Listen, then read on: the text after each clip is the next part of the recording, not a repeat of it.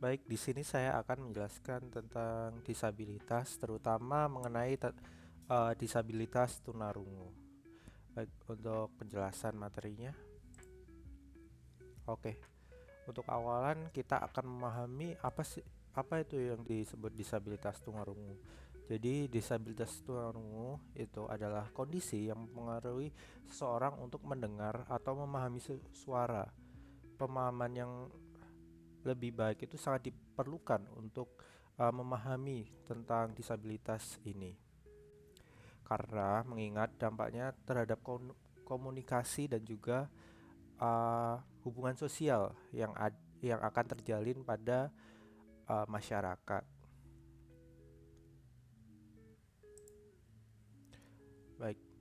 Nah, untuk isi presentasi kali ini saya akan menjelaskan tentang definisi, karakteristik dan juga hambatan-hambatan yang sering dialami penyandang disabilitas ini.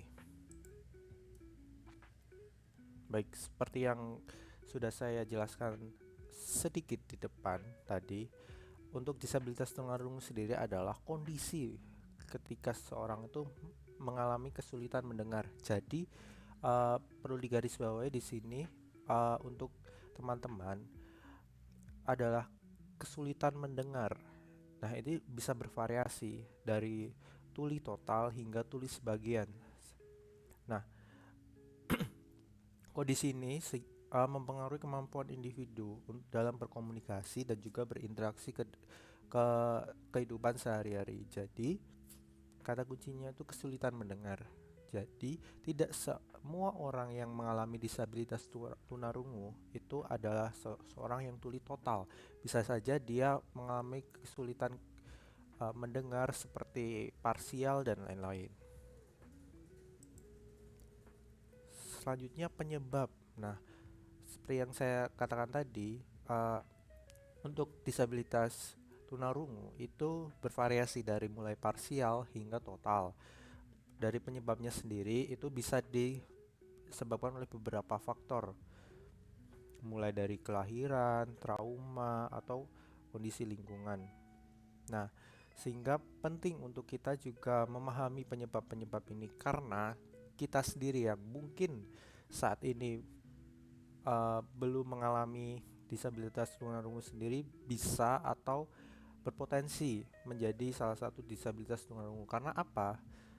Selain total, seseorang yang terdampak contohnya di lingkungan yang sangat bising, ekstrim, ataupun ketika kita uh, mengalami trauma, mungkin trauma karena jatuh dan terkena di area pendengaran sehingga mengalami trauma pendengaran, itu bisa saja kita menjadi salah satu penyandang disabilitas tunarungu ini.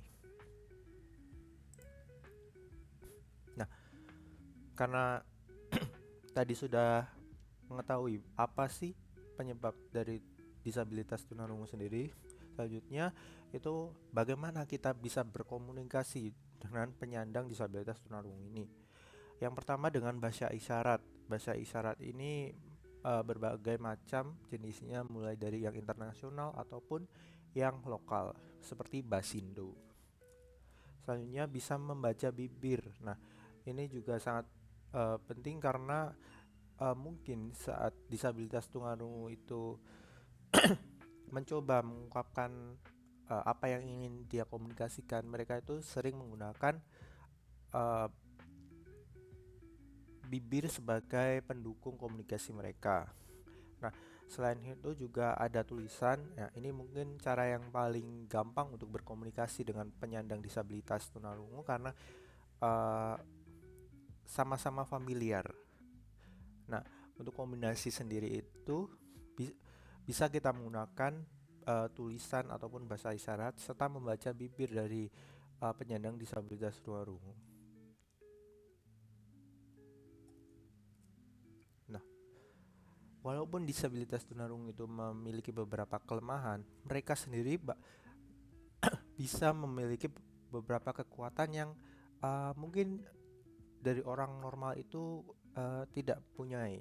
Salah satunya itu kepekaan visual. Nah, karena apa? Karena mereka itu memungkinkan untuk menangkap detail-detail yang mungkin karena mereka tidak bisa mendengar, mereka itu lebih fokus terhadap visual, sehingga mereka mempunyai kepekaan visual yang bagus. Karena memiliki kepekaan visual yang bagus, sehingga dalam banyak kasus penyandang tunarungu itu justru menunjukkan kreativitas yang tinggi karena mereka cenderung mengeksplorasi uh, bagian visual mereka melalui berbagai media. Nah, setelah kita tadi uh, setelah kita tadi memahami mengenai kekuatan, bagaimana kita berkomunikasi dan apa itu disabilitas tunarungu, mereka itu mempunyai beberapa hambatan yang uh, selaras dengan paradigma yang modern mengenai hak asasi manusia. Kita itu harus uh, overcome hambatan-hambatan tersebut. Untuk hambatan yang paling umum itu ada mengalami kesulitan berkomunikasi di tempat umum seperti saat mungkin belajar atau menggunakan transportasi. Selanjutnya karena ini erat kaitannya dengan universitas atau sekolah. Sekolah itu juga kadang menjadi hambatan karena banyak universitas atau sekolah-sekolah itu yang masih kurang mengakomodir terhadap kebutuhan-kebutuhan penyandang disabilitas ini. Selanjutnya selain tadi umum komunikasi, adanya diskriminasi. Nah, ini sangat tidak sejalan dengan paradigma HAM yang modern, di mana kita sebagai masyarakat umum harus menyediakan atau mengakomodir lingkungan yang kondusif terhadap penyandang disabilitas. Dalam hal ini khususnya itu disabilitas tunarungu.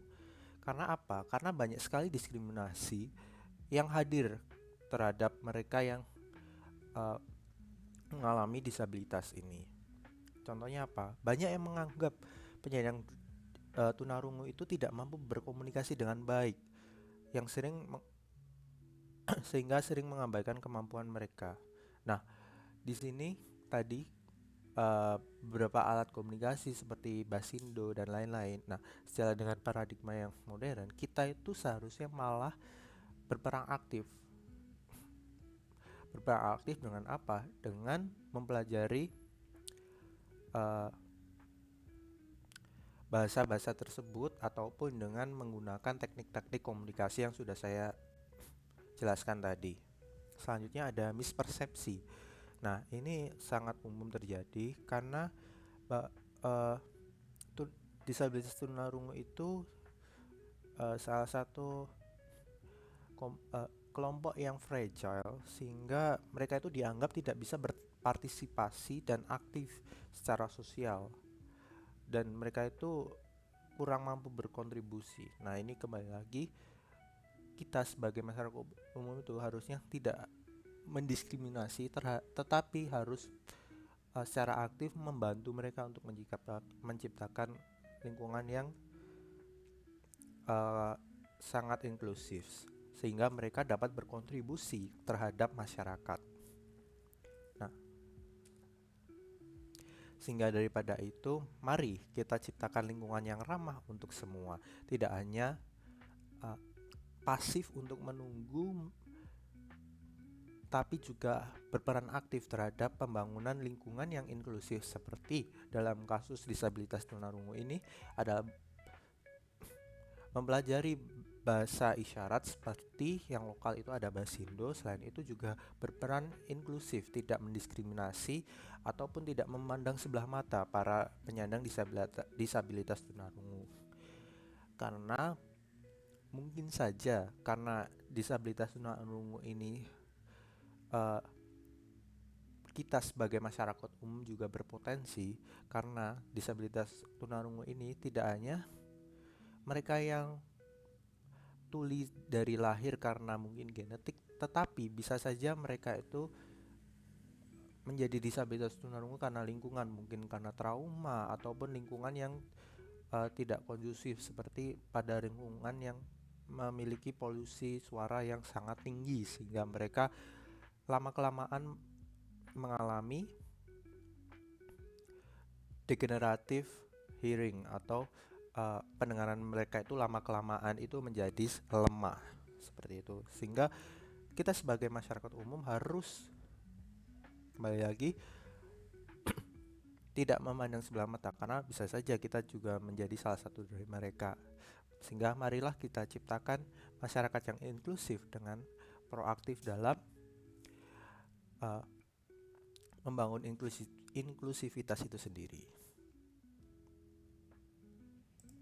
Baik, terima kasih sudah mendengarkan. Saya Akbar, selamat menonton.